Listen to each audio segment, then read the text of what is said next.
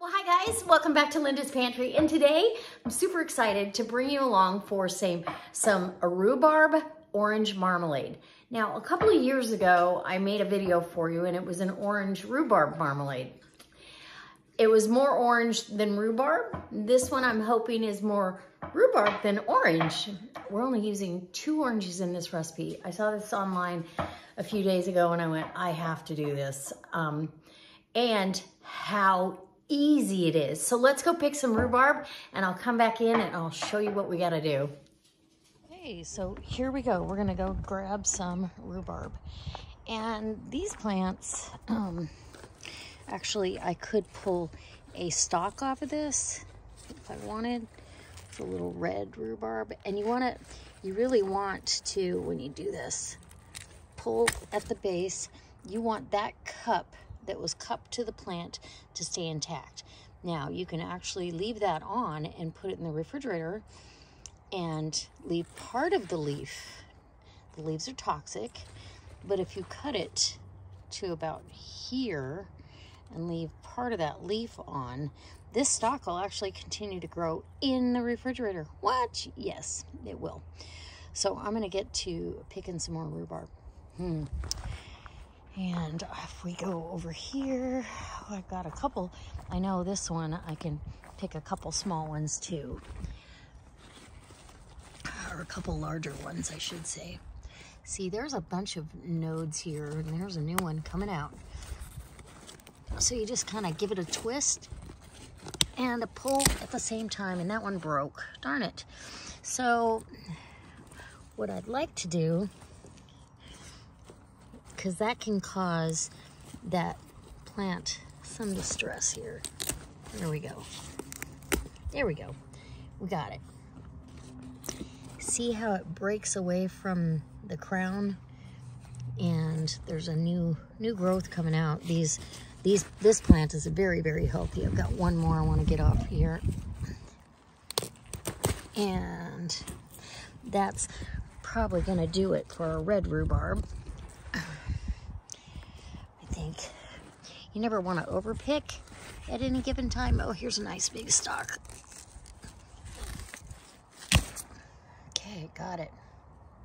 Okay, so I'm gonna get the leaves off of these and I'll show you what I've got. And then we're going down to the big plant. Okay, now we're at the big plant. I'm not gonna, I fertilized these and these have brand new leaves coming out, thankfully. And new leaves coming out of there, so. This is going to be a dig in and grab what you can out of here. I can pretty much pick a third to a half of what's on this plant and it'll be fine. You just never want to pick it all the way down to nothing. All right, I'm going to get to picking. Ooh, I'm excited. I need to get in here and weed. Maybe I'll do some weeding while I'm out here. Because, well, I need to. Okay, let's get picking which stalks we want. And it's thick in here. Okay, perfect. See that? Perfect. And then I cut that off. That's a nice long 2-foot stem. So set that over there and start whacking away. All right. I don't know how much of this. Ooh, I see a seed pod. Get that off there before it even gets a chance to do anything. Some of these, I feel like they've got like some kind of mildew issue. And this is spongy, so it's not gonna be delicious. But we'll pick through these and get the best ones. Yeah, this is really spongy. You're able to, it should just snap. All right, let's get in here.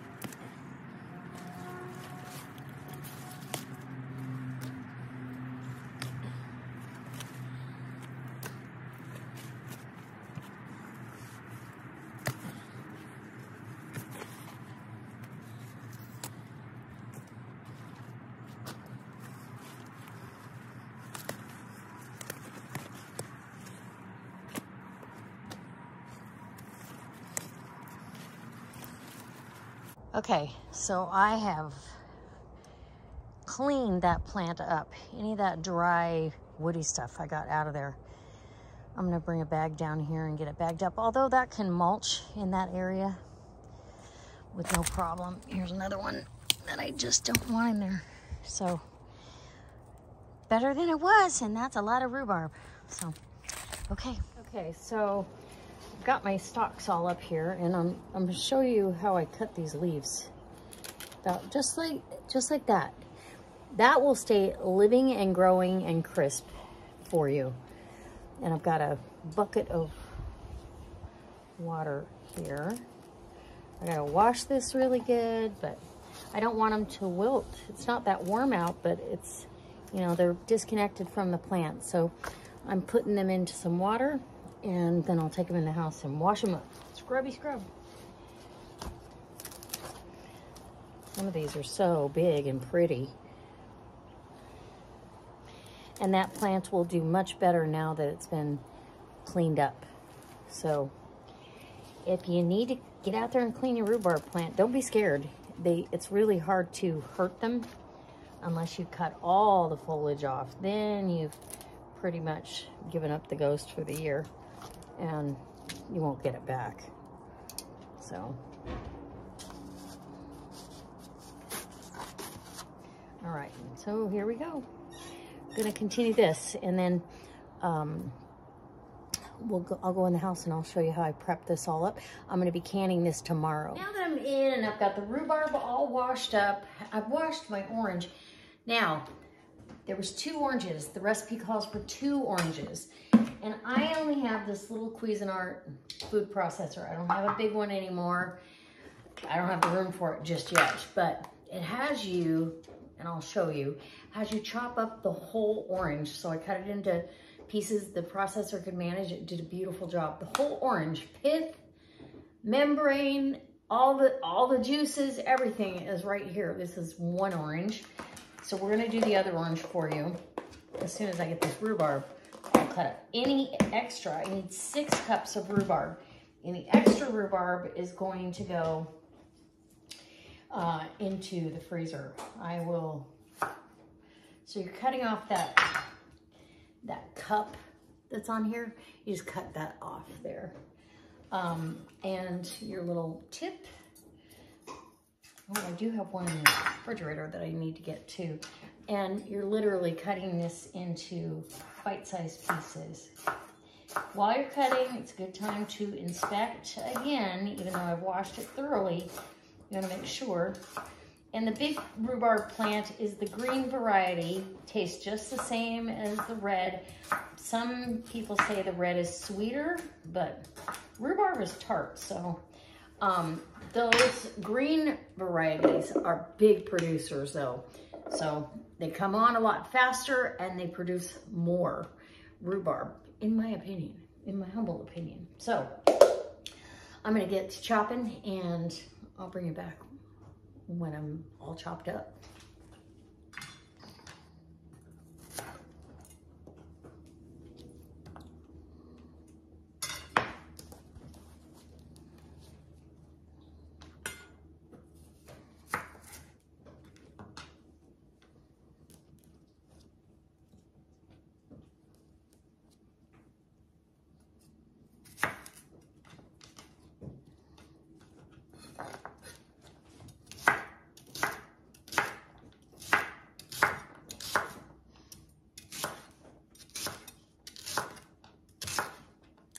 So any of the excess rhubarb that I have, I will save it for juice.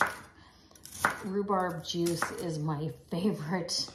And rhubarb lemonade, I mean, there's so many things you can do with it. I'm just gonna can up plain rhubarb juice this year, and then that way I have options when I open the jar. So we need 6 cups for this recipe, which that's not that much when you think about this pile here. I believe we're gonna get that in no time. I do want the red in there, and that's why I picked these young stalks, because, well, first it'll help strengthen the plant, and encourage it to send out new growth. That's what pruning does when you're harvesting or pruning. It encourages more because they just really just got started, if that makes sense. So we'll get these cut up, and then we'll get to that orange, and I'll bring you back for that. These red ones are hardy stalks, that's for sure. Nice. And they're red all the way through, which is what I love. I think this is a crimson variety. I started some rhubarb from seed, and here in a couple years, we'll have plenty of rhubarb because I've got tons of it started already. So it takes about 2 years for the plants to establish themselves, and nothing wrong with that. All right, I'm just gonna keep on chopping, and I'll bring you back when I do the orange. Okay, so now it's time. So I've got my rhubarb all cut, re-washed. After I cut it, I always wash it again because there's always something left on there, some little speck of dirt or something. So it's just good to wash it, and wash it again. Okay, and I had just about the same amount. This is about 4 cups of rhubarb right here. This, I vacuum sealed it. It's going in the freezer, and that is so I can have rhubarb juice at some point. It takes so much of this to make juice, but it's so worth it. So I will save these and make juice. Last time I made juice, I only had about maybe 6, 8 cups. And I got a couple, what did I get? A couple, 2.5 pints or something like that, but it was so worth it because it's concentrated, it's delicious. And I will bring you along when I do this, so just so you know, that's how I'm gonna preserve that. So now I'm getting the orange that I've already washed, ready to go. And let me grab a paper towel. You want the juice and everything, and super easy. You're just gonna cut the ends off of your orange because we don't need that. I was worried about this recipe because of the pith, because I've always julienne the, or bought Marmalade when I did my last rhubarb orange marmalade jam or marmalade. I used Marmalade, and it's already done for you. You just add sugar. Well, that's all fine and dandy, but this still has that taste that we all know that marmalade has, a little back bitter because of whatever pith might be in there, but it's so worth it on this. And then the jam itself, with the rhubarb and that tangy, delicious. So I've got my little food processor, and I'm just cutting it up to break it into smaller pieces so it doesn't have such a hard time. I want all the juice in here as well. So any juices that might come off my board here, I don't want to waste them. Now, if I feel like the end of this is just all pith, I might cut that off. Like that really was just all pith. So we'll cut that off. And then the problem with combining green rhubarb, or even sometimes the red rhubarb, with things like oranges or other fruits, you can actually end up with a pretty muddy looking product, not very appealing. And so if I feel like the color's not popping for me, I'm gonna add some, you can add food coloring, I'm gonna add some Jell-O. So powdered Jell-O has plenty of colorant to it. You can add strawberry, raspberry, whatever you like. It won't change the flavor. Now, you could add orange if you really wanted it to be more orange, but I'm not going to. I think there's gonna be plenty of orange flavor in this.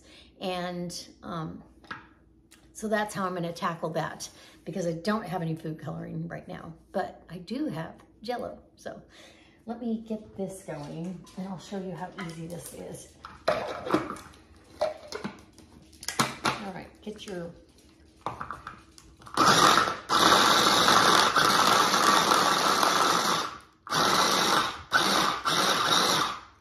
makes quick work of it. And you're gonna cook this down. So I'm doing this canning session tomorrow afternoon after I get home from work. So this is a prep-a-day, can-a-day kind of deal.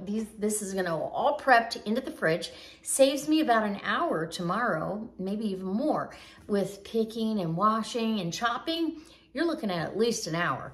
So that I don't have to deal with it tomorrow. I'm gonna get, this afternoon, I will get my steam canner, because that's what I'm gonna can in. My jars, it should take 7 to 8 half-pint jars. I'm gonna bring out 9 to be on the safe side. And then I'm gonna need 6 cups of sugar, and that's it. That's it. There's no pectin in this. There's plenty of pectin between the orange and the rhubarb, and you cook it down until you get that jammy consistency that we all know and love. And this is gonna be a little bit different consistency because it's not gonna have those strands of julienne orange peel in it. It's gonna be more consistent like a jam. So maybe we should call it an orange rhubarb jam. I don't know. I'm gonna call it marmalade because of everything that's going on. All right, I'll be back. Oh, let's get the rest of this orange and then I'll show you what we have. Okay, so I've got that all chopped up. Now I'm gonna pull out my blade here because, you know, you gotta get that out of there. And rinse my hands because I already feel like they're sticky. It smells so good with all that essential oil that's in the skin. Absolutely wonderful. Okay, get that into my dish. And like I said, this is gonna cook down, so you're gonna have even less of the chunkiness, but yet it'll still have so much fiber from the rhubarb and this mixture that it's gonna be perfect. Okay, and I would guess that's about 2 cups of orange puree, if you will, and that's the whole orange. We're not wasting one bit of it. That's kind of amazing. And it just wafts that orange smell. So this will go in the refrigerator. I'm gonna get my 4 jars lids, my jars, my canner, and all the implements I need to can tomorrow afternoon when I get home, ready to go. So it's not a chore, it's a fun project for the afternoon. All right, we'll be back tomorrow. Okay, so now it's time to start canning, and I'm excited. You have to cook this though for just about an hour. So I prepped all my stuff, I got it all ready. Back here I have my steam canner with the water in it. I've got my water in my measuring cup with the lids that I'm gonna need. And of course, as always, we're using 4 jars lids. So if you're interested or you need lids, canning season is fast approaching. I feel like that's all year round. So stock up, get a 10% off your whole order when you use the coupon code. And I've got the link down below in the description for the website to go over to 4 jars. I believe anything over $60 is free shipping. If you use Linda's Pantry, all one word, no apostrophe, you'll get 10% off your complete order and free shipping. You need lids. They have an anti-fatigue mat.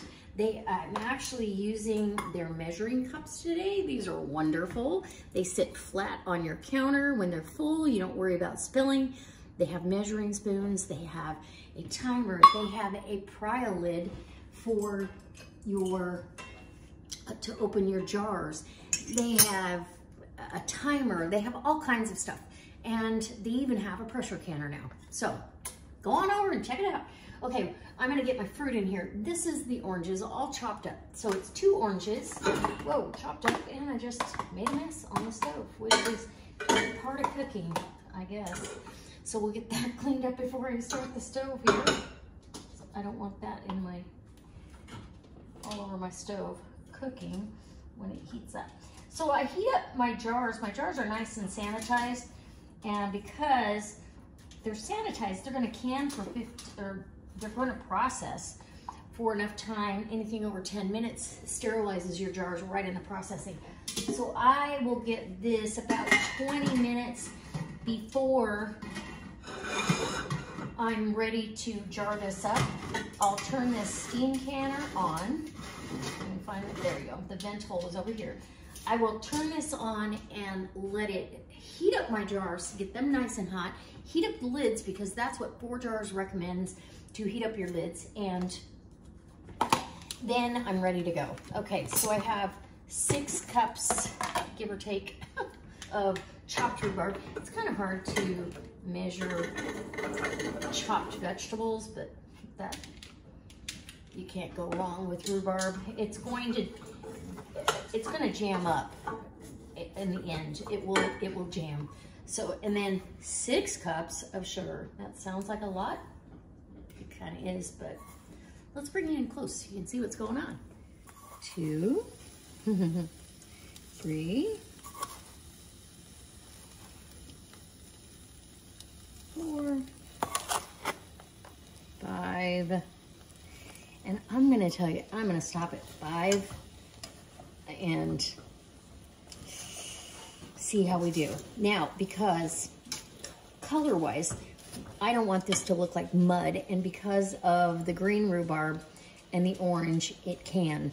So I'm gonna add, and this is gonna make up for the rest of the sugar, a package of Jell-O, and any red Jell-O will do. It's not gonna change the flavor enough, and it'll add the food coloring I need. I don't have any red food coloring, which is what I would do. If I had some beet juice, I'd even put that in there, but I don't have any. So, or at least I don't think I do. If I can find beets in the pantry, I might just use the juice and call it good. Okay, I'll let you know.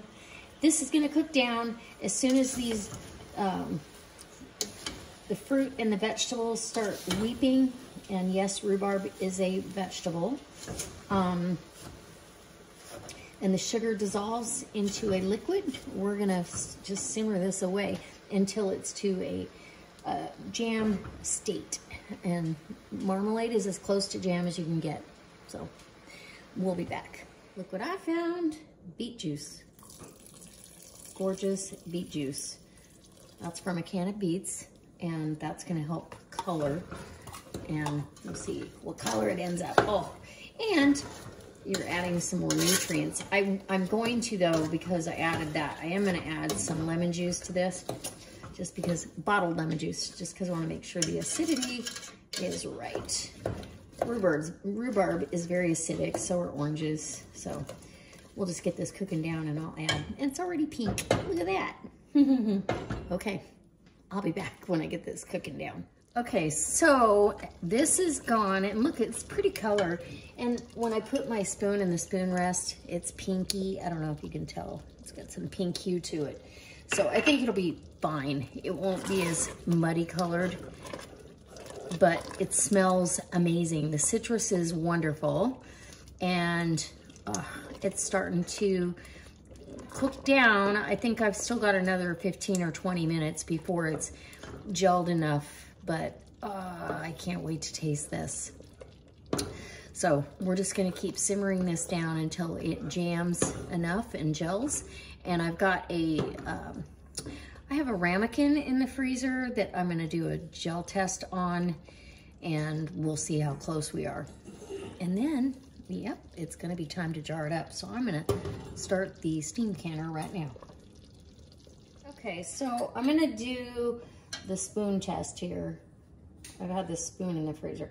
I was gonna do the ramekin, but, and this spoon, I might have put too much on there.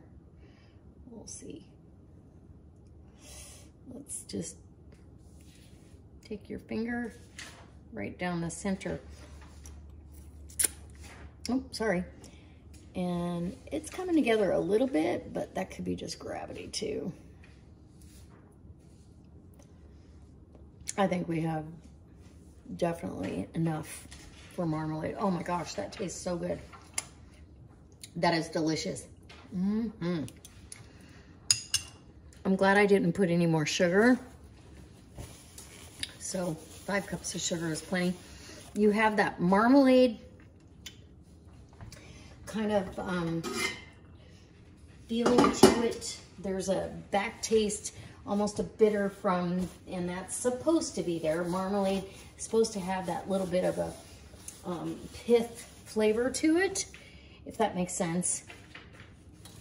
And now I'm gonna start jarring it up. So let me bring you over and we'll get this in jars. Okay, so now we're ready to jar these up. The jars are hot because they've been sitting in the steam canner, waiting ever so patiently for this beautiful marmalade.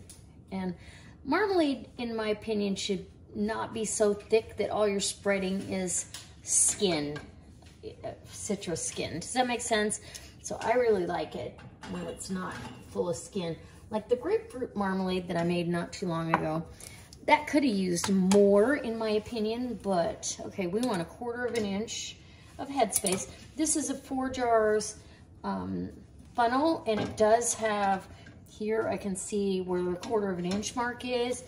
Perfect. We're gonna transfer that to the next jar. Make sure we have a nice, clean, dip that in hot water.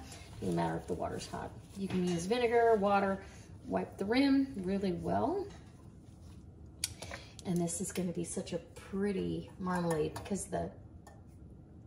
all the pieces are suspended in here already. So on goes the lid, the flat. Get it centered on your jar, and I ring down. Ooh, they're hot. Trust me, jars are hot, jam is hot, or marmalade's hot. And look how pretty that is. It's beautiful. And in the canner she goes. Get another jar out. Make sure there's no condensation on the inside of the jar. We don't want to add water to our mix. And we're just going to continue to jar this up. And I'll be back and I'll let you know how much I get. The marmalade is in the steam canner. You get a steady stream of steam. It's on the mark of where I've tested my steam canner for my altitude. You need to do that.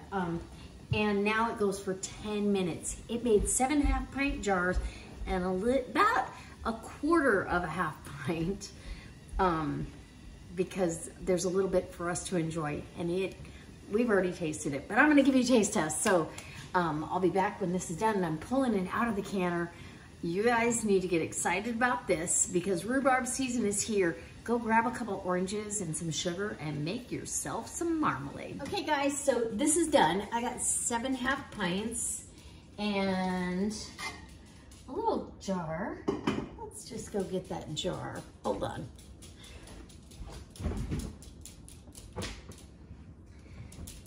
I wanted to make sure that I had this chilled a little bit. It's not really cold, but it's like lukewarm room temperature kind of temp.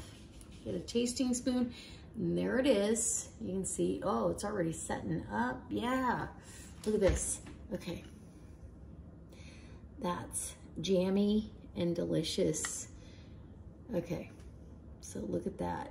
That's what you want. Oh, okay, I'm gonna try not to have a big bite because I don't need it. I've already tasted it. It's so good. Okay, you get that hit of orange marmalade right off the bat. But then, it's not bitter. It's just orange marmalade. Then you go, wait a minute. There's rhubarb, and it's a balance. I like it much better than the orange marmalade rhubarb that I did 2 years ago. I think I did that for you. And I believe I used Marmalade and rhubarb. This is fantastic on an English muffin, or my plans for this is orange and rhubarb marmalade. I'm gonna make orange chicken with this. Yes, I am. I can't wait. So I have 7 beautiful half-pint jars. These will be ready for gift giving over the holiday season. And they just, it's pinky red. Now, if you've got red rhubarb, you wouldn't need to add the beet juice at all. I have the green variety. I only had a couple stems of the red. So I went ahead, and now we're gonna wait for our jars to seal. They process for 10 minutes. And tomorrow I'll take the rings off, wash the jars, label them, and tuck them away for a sweet rainy day when we're having waffles, or I want to make orange chicken, or I have a special gift and I want to put together a gift bag. There you go. All right. So marmalade is always on the list of gift giving, especially if somebody says, I love marmalade, because there's a love-hate relationship. But I'm going to tell you that this doesn't have that bitter back taste. You taste the orange rind, but it's not overwhelming like it is in orange marmalade. So I truly hope this inspires you to try this. And it's easy. I did a prep-a-day, can-a-day thing with this because of my schedule and my work schedule and everything else. But I have taste testing in my future. Plus I have 7 half-pint jars. It preserves my rhubarb. It only costs me a couple dollars in sugar and oranges to make this recipe, and a little bit of beet juice, right? So it wasn't expensive, and I could never get this at the grocery store. So I do hope it inspires you to try something new. Step outside the box you might be in. Try your hand at home canning. And if you ever have any questions, leave them in the comment section. I will address them as soon as I see them and I can. And as always, I love all of you guys. I can't wait to see you next time. And I hope if you're not a subscriber, you'll subscribe, because I have way more of this coming up. All right.